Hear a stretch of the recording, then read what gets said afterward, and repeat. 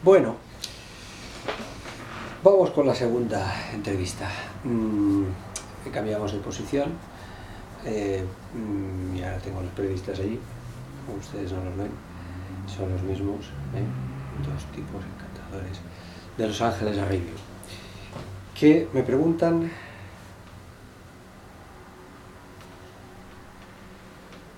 bueno, es una cuestión interesante. La cuestión es si la política literaria influye en la literatura. Supongo que por política literaria os referís a la edición, a la publicidad, a los concursos, a los premios. Claro, lamentablemente, empiezo.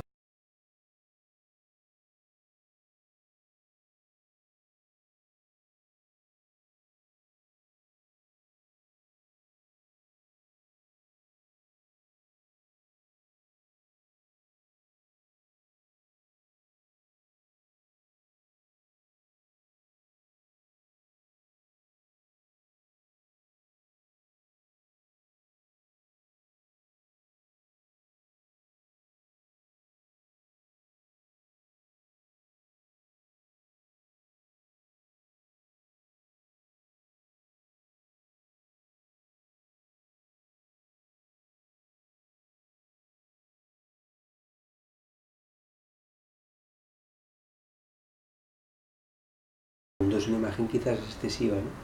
Bueno, es una especie de compadreo y una especie de estructura de grupos de presión, tanto cuando estaba yo como tengo entendido que sigue funcionando igual. Ahora en la democracia la presión la ejercen dentro de un estado de libertad, ¿no? Dentro de un estado de derecho. Pero bueno, es un poco el asunto. Aquí no, aquí tú puedes escribir a cualquier editor más importante de Nueva York y te va a contestar. Y eso es un ejercicio de libertad que yo he sentido aquí.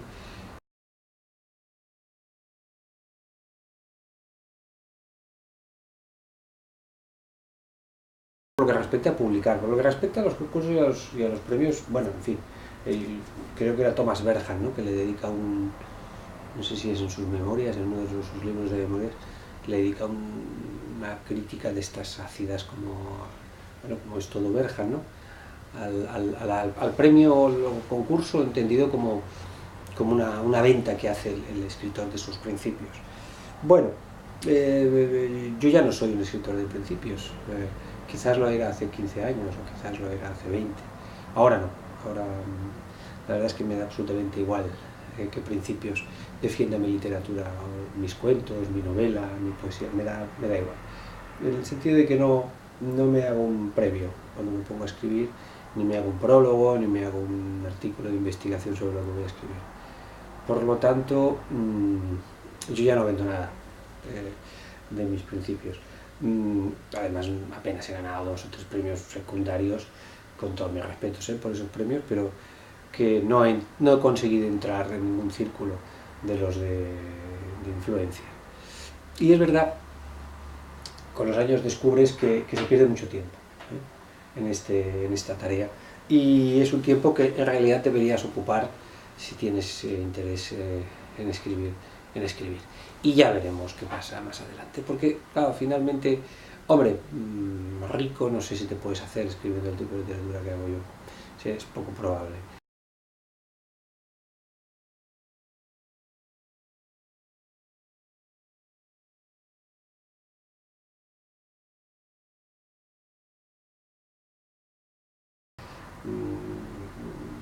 Más sobresaliente, ¿no? Pero bueno, también se vence, es una cuestión simplemente de envejecer.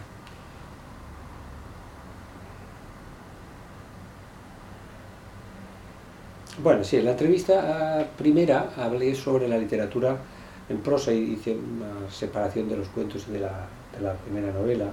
Me dediqué un rato a la primera novela y ahora me pedís que me dedique más a hablar de los cuentos. Bueno, los cuentos es escribir un buen cuento es difícil. Supuesto que yo haya escrito alguno, me ha costado muchísimo, porque requiere un nivel de concentración que de entrada no requiere esto, ¿no? Que es una de las versiones de mi segunda novela, El corazón de la velera. Claro, esto son muchas páginas, no sé qué quedará, pero un cuento todo tiene que estar concentrado. Esos requisitos, los grandes maestros del cuento, ¿no? Chekhov, Borges, yo creo que también Hemingway, y otros, por supuesto la tradición oriental, luego también tenemos a Cortázar, por supuesto aquí en Estados Unidos tenemos a Joy Shiver, tenemos a Raymond Carver. Cualquiera de estos modelos se basa en tres principios, ¿no? Que son un principio de observación, de síntesis y de efecto. El efecto quizás la literatura europea lo tiene menos en cuenta, sin embargo yo creo que Chekhov, quizás porque era un dramaturgo extraordinario, sí lo tiene en cuenta en sus cuentos. Yo uso, claro, soy un seguidor de toda esta gente, porque estamos hablando de los jefes de esta movida, de los cuentos, del relato. Entonces, en cualquiera de las tres colecciones, las dos más acabadas como la más inacabada, en cualquiera de ellas me preocupo por eso. Tanto en la primera colección, en Los cantos del infiel, me dedico a observar a observadores, ¿no? Muchos de estos personajes, del ufano amador de la derrota, por ejemplo, del militar, del ama de casa que espera a su hija y cuando llega a su hija se tumba en la cama, del médico de segunda fila que tiene que enfrentarse a la mujer de un colega, tratar. Todos estos son observadores en realidad. Ellos observan lo que les está sucediendo, los observan con desagrado, no les gusta lo que están viviendo. Y yo los observo a ellos. Y de esa observación nacen esas historias, que son historias, como la mayor parte de mis cuentos, seguramente con poco efecto en general. Quizás los que estoy escribiendo ahora, que ya veremos cuándo se acaban y en cuántos quedan, ¿no? Que es precisamente uno que se llama, no hablé el otro día, que se llama Los deseos en Cleveland, que es precisamente, tomo como referencia, es un homenaje a la primera ciudad que me acogió aquí en Estados Unidos, que fue una ciudad magnífica y fría de narices, pero bueno, con una especie es una ciudad intermedia. En Estados Unidos estas ciudades son muy particulares, porque las grandes urbes americanas, fundamentalmente hay cuatro, ¿no? Nueva York, Los Ángeles, San Francisco, y Boston, Chicago, ¿no? Podéis enfadar si queréis, los americanos, e incluirme tres más. Hay otro tipo de ciudad, que es una ciudad que le cuesta estar en la segunda, tercera fila y hace muchos esfuerzos. Y esos esfuerzos se notan de muchas maneras. Yo lo noté, por ejemplo, en el instituto donde trabajé. Entonces, ahí de las aventuras guardo muy buen recuerdo de aquella época. Quizás porque venía de un país que estaba matando a un dictador y repartiéndose un pastel que de hecho todavía no estaba ni cocinado. Entonces me encontré, pues eso, un país mucho más fresco, en cierto sentido, también tiene sus cositas, claro. Y por eso se llama Los deseos en Cleveland. En Los deseos en Cleveland sí que hay efectos. Ahora ya sí que me interesa que la literatura no cuente cosas, sino que además el lector quiera saber lo que sucede al final. Ese interés, que podemos llamarle trama, intriga, conflicto, es un interés que seguramente procede de la inevitable influencia que tiene la literatura desde hace ya un siglo, con el cine y con la televisión y con los medios, ¿no? Ausentarse de esa influencia, es decir, yo voy a seguir escribiendo como si fuera Garcilaso, cuando piensa en su amada, o como si fuera Baltasar Gracián en su despacho, aislado del mundo, o incluso Cervantes. Pues hombre, de alguna manera es claramente insuficiente para entender la época en la que estamos viviendo. Entonces, bueno, a mí me encantó escribir los cantos del infiel y que guarda en los armarios, pero ahora, desde luego, me interesa, tanto en la novela como en los cuentos, me interesa más eso, el trabajo sobre el efecto, sobre lo que sucede. Sí, solo 3 minutos para responder a la pregunta: ¿qué pienso yo sobre la literatura contemporánea? Pues vaya pregunta, ya os podría leer ya.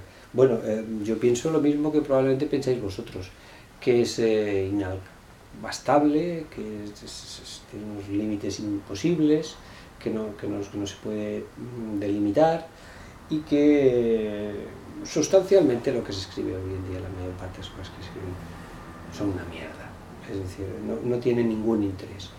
Yo creo que no lo tienen ni para los propios escritores, pero bueno, allá ellos, porque muchos viven de ese asunto, otros en todos los sentidos de vivir. Bueno, digamos que la literatura está creciendo de manera exponencial.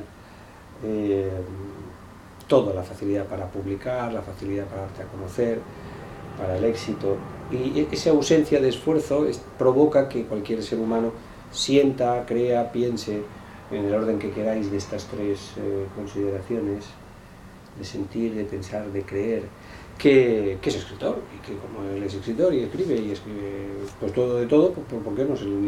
Bueno, no pasa nada.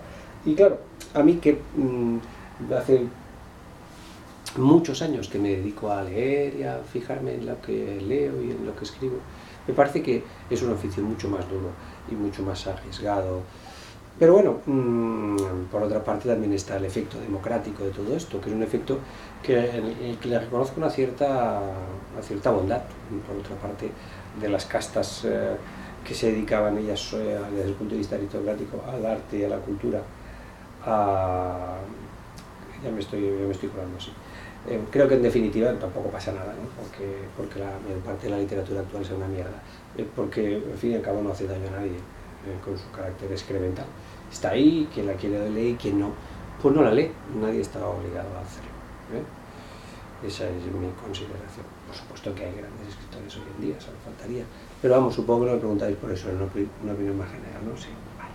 Ya en otro momento, si queréis, pues hacemos un análisis de autores, pero vamos, yo creo que hay por ahí personas con mucha más preparación que yo. Muy bien, de acuerdo.